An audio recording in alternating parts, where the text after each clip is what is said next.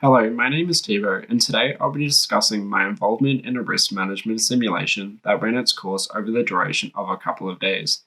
This simulation tested my ability to act and respond to a crisis event in a very short time frame. This simulation was regarding the launch of Uber Air within the inner Melbourne CBD. The simulation consisted of 4 phases, Phase 1 being pre-event, Phase 2 being response, Phase 3 being recovery, and lastly, Phase 4 being post-event learning. In this video, I'll discuss my thought process and understandings of each phase, the responses I believe should stay the same or have been done differently regarding the organization factors. If I were to repeat the simulation, would I have done anything differently regarding the organization? What I believed I excelled at personally, what I could have improved upon, and lastly, do I believe my decisions were made in an ethical manner? I will start this process by discussing Phase 1. In Phase 1 of the simulation, the context was given that Uber Air was 6 months out from its expected launch date, and at first it had seemed, although there were still many variables and uncertainties that could go wrong, that Uber had managed to work with most key stakeholders such as Bell, CASA, ASA, and the Victorian Council for a planned successful launch. However, nearing the end of the simulation context, a complication arose from a journalist citing multiple credible sources that Uber was about to face a massive setback to its planned launch. Regarding this news, there were several responses and options to this crisis that could have been selected. These options were 1. Ask for Uber's corporate assets to focus on developing an exit strategy for Bell Aviation so that an existing commercially approved airframe from EHang could be used instead. 2. Ask for Uber's corporate assets to focus on supporting ASA to help with testing their systems for flight operations readiness. 3. Ask for Uber's corporate assets to focus on preparing CASA for an expected increase in noise complaints handling. 4. Ask for Uber's corporate assets to lobby the Victorian government to expedite building approvals. Or 5. Ask to retain Uber's corporate assets on standby, essentially doing nothing for now. For this phase, I ultimately selected that Uber put its focus on supporting ASA to help with testing their systems for flight operation readiness, as I believed out of all possible scenarios that could occur, ASA not having the established systems in place by launch would cause the most detrimental setback to Uber's launch date, and if unresolved, could cause the endangerment to human life. I didn't believe option 1 would be a suitable response, as to select this response could infer to the general public as well as Bell Aviation, one of our key stakeholders, that we were not confident enough in the vehicles and technology they were developing, and selecting to implement a contingency plan could in turn cause serious relationship tensions between the two parties. I didn't select option 3, as I believe focusing Uber's assets on preparing CASA for an expected increase in noise complaints handling, although an important and expected issue, would be rather trivial considering the other options and would be a rather inefficient use of Uber's limited resources that they had on hand. At the time of conducting this simulation, I also disregarded option 4, as I believed focusing Uber's resources to expedite building approvals and lobbying the Victorian government would be again a rather inefficient usage of resources and could also cause unnecessary tensions between the two parties as well as the general public. This was due to me being under the impression that the Victorian government would be in full support of this project. They seem to have indicated this by all the promotional content and press statements they had released regarding the launch, and as such, I believe that the Victorian government on its own would ensure the building approvals were completed on time due to their stake in the project, and thus deemed that the limited resources Uber had at their disposal could be put to better utilization. However, reflecting back, what I failed to consider was the consequences and impacts that at the time were unknown to me. What I failed to consider was the extremity regarding the amount of public backlash there was towards the project. If I had used a model such as the mental model for managing unknowns, I would have probably taken these impacts and consequences into consideration. However, it is to be noted that even knowing the impacts, I would still not select this option, as I believe although a reasonable response goes against the ethics of stakeholder balance, as we would be using our position to undermine the general public concerns.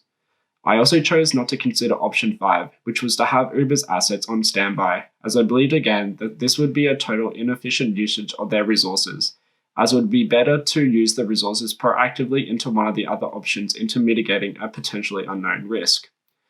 This then led us into Phase 2, where it was seen that many of the class also considered that option 2 was the most appropriate response due to the circumstances, and therefore the option to support ASA with testing their system for flight operation readiness was adopted.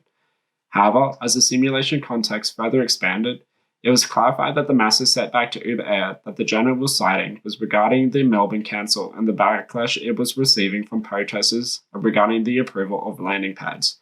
It was further explained that the Melbourne Council had met with protesters that morning, with the mayor confirming that no more approvals for landing pads would be given to Uber Air around the city, and that any landing pads not already completed would also have their approvals cancelled. This situation then led to 4 different options and responses that could have been selected from. These responses were 1. Put pressure on Melbourne Council to make good on the approvals already provided, noting that rescinding approvals for construction that is already underway would result in a legal battle seeking compensation from Council. 2. Request that the Victorian Government step into to take control of the approvals process, noting that Uber Air's infrastructure is one of strategic economic interest to the state and therefore imperative that approvals be handled by an authority not under the influence of a current election year. 3. Begin a charm offensive to win over local communities through widespread public consultation and engagement, sponsorship of local programs, community groups, and sporting teams, and running a series of public relations and advertising campaigns to demonstrate Uber Air's value to the communities currently protesting.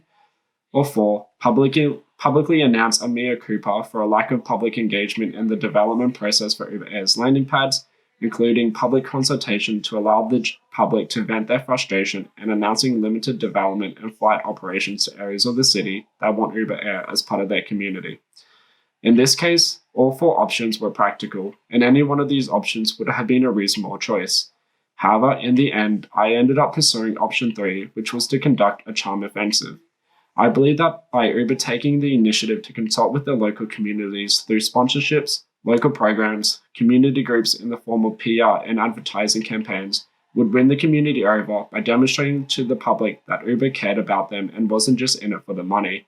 It was the belief that by actively engaging with the community that Uber would win back the support of these people, and instead of people protesting, these people would be realizing and talking about all the benefits Uber was bringing in for their communities.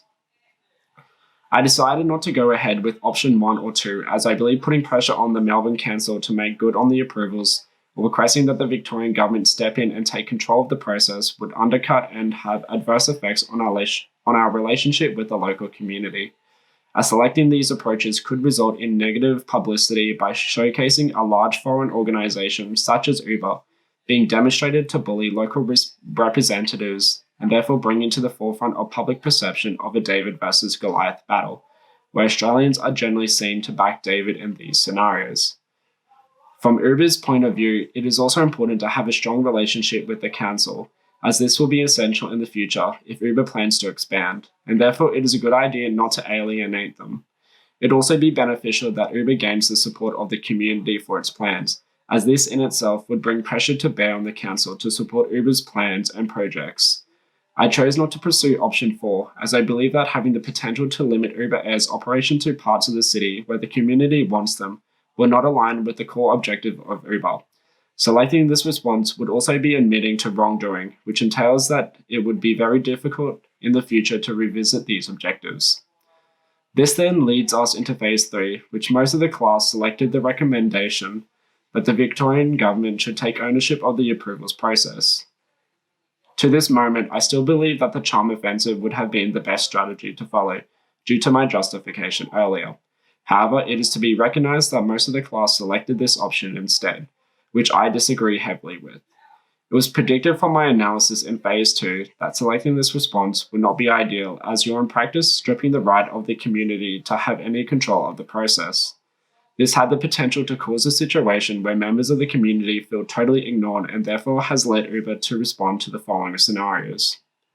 1. Locals will likely become enraged by the news of the Victorian Government taking control of the approvals process.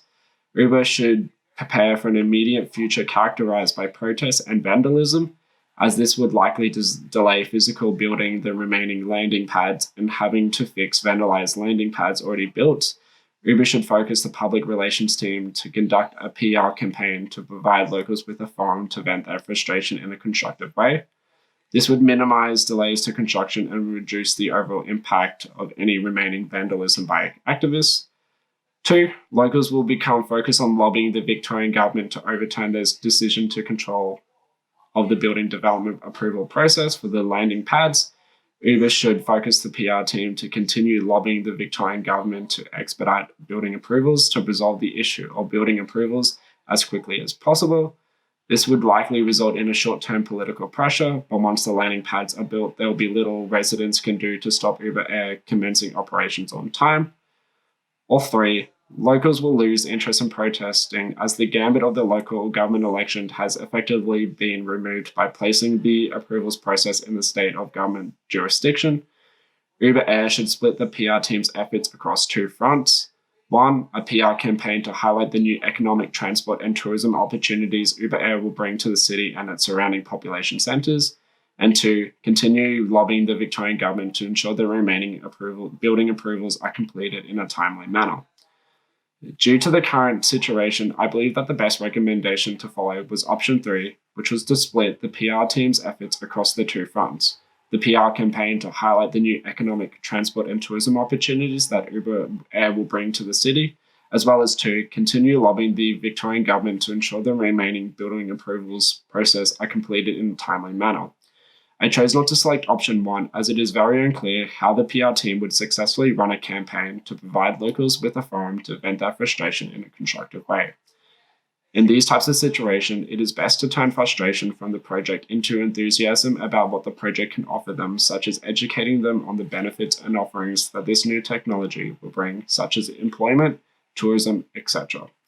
I also chose not to go ahead with option 2 as I believe that lobbying the Victorian government to expedite building approvals on its own would do nothing to mitigate the backlash and anger that the community members would be feeling. But ultimately, in the end, we would much rather these community members to be potential customers in the future. In phase 4 of the simulation, it was found that the majority of the class also voted the same as I did, to split Uber's resources over the 2 fronts. However, this turned out to be only semi-effective as the public was still outraged by our early decision to strip control from the local council, and due to this, the Victorian government was giving approvals after lengthy consultation periods. In the end, I still consider this was the right decision due to the circumstances, as I believe it wouldn't matter what option we chose here, the outcome would still be the same. Ever since phase 2, when the majority of the class decided to pressure the government to take control of the approval process, it was to be expected that Uber would face harsh public backlash to that decision. To summarize this video, I believe throughout the simulation, I excelled at using risk management strategies such as risk assessment and was successful at actively identifying stakeholders' inclusions that could be influential to the business. As stated earlier, the area that I would improve upon if I was to conduct this simulation again was my decision making in phase 1. I failed to identify the associated consequences and impacts regarding the risk of the Victorian government and the building approvals process. However, it is to be noted again that even after knowing the associated impacts, I would still not choose this option as I believe lobbying the government to speed up the process should only be used in situations only when there are no other alternative options, which in this case there were viable alternatives such as the charm offensive. I also believe all the choices that are acted upon were made in an ethical manner. This can be seen throughout my justification in this video. In practice, I tried to base a lot of my decision making based off the ethics of stakeholder balance, in which I tried to ensure my decisions aligned with Uber's core objectives, but also had ensured those decisions would align with what our key stakeholder priorities and concerns were as well. I believed that the majority of the class had opted in phase 2 for the charm defensive or even the me or Cooper approach, and regarded the importance of the public as a key stakeholder in the project, instead of just overriding them and going straight to the government to meet Uber's deadlines, that the simulation would have had a different ending. I thank you for taking the time to listen to my presentation today, and I hope this has given you a better understanding into my decision making and thought process throughout the simulation.